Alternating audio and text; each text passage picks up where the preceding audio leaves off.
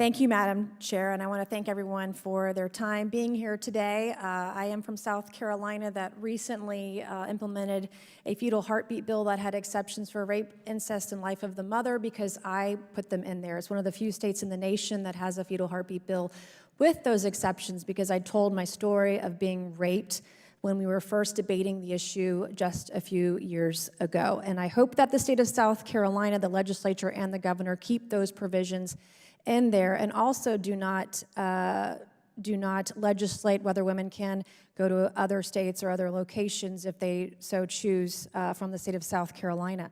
But in all honesty, I'm a constitutional conservative. I take the Constitution and my oath of office very, very seriously. And even Justice Ruth Bader Ginsburg talked about and discussed the concerns that she had from a constitutional perspective on Roe v. Wade for decades. Even Joe Biden 40 plus years ago was talking about overturning Roe v. Wade.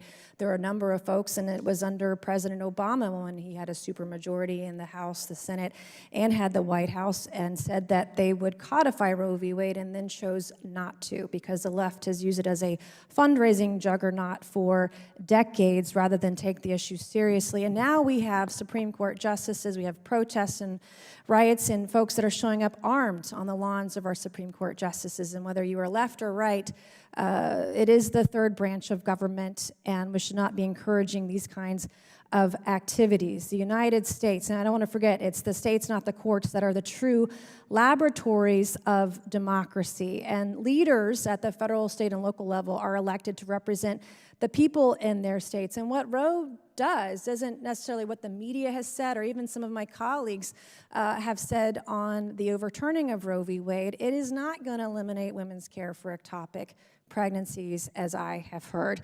I had a miscarriage when I was first having my children. It is not going to eliminate health care for women who have ectopic pregnancies or who have miscarriages.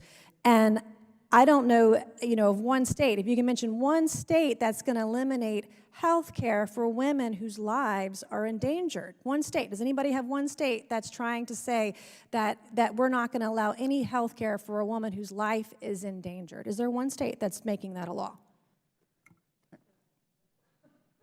Go for it, Ms. Shannon. Yeah, I'd like to weigh in on that, and I'm just going to tell you what providers told me. When this issue came up in Georgia, providers told me that they were worried, even when you make an exception for the life of the pregnant person, that they would be pregnant mother. For the pregnant person, female, that they woman, would mother. That they would be challenged as to when it's appropriate to make the decision to perform an abortion. And so this put fear in doctors. And I'll tell you this, you live in South Carolina, I don't know what your provider situation looks like, but we already have a shortage of specialists in Georgia. Over half of Georgia's counties do not have access to an OBGYN. We can't afford to lose doctors because they feel like they're going to be criminalized or sued civilly because they Well, therein lies the debate. You bring up a great point. That's Therein lies the debate today is why so many women either don't have access to birth control, don't have access to medical care or health care, don't have access to understand if they want to keep their child, how to give it up for adoption.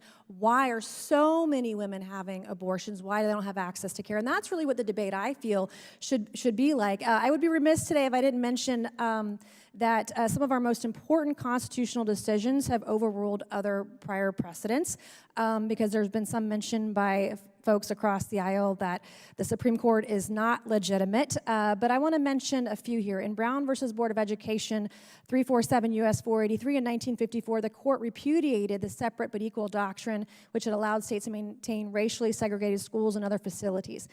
By happenstance, earlier this week, I visited the federal courthouse in downtown Charleston, where in 1950 it was Thurgood Marshall who brought Briggs versus Elliott, arguing that school segregation in South Carolina was unconstitutional.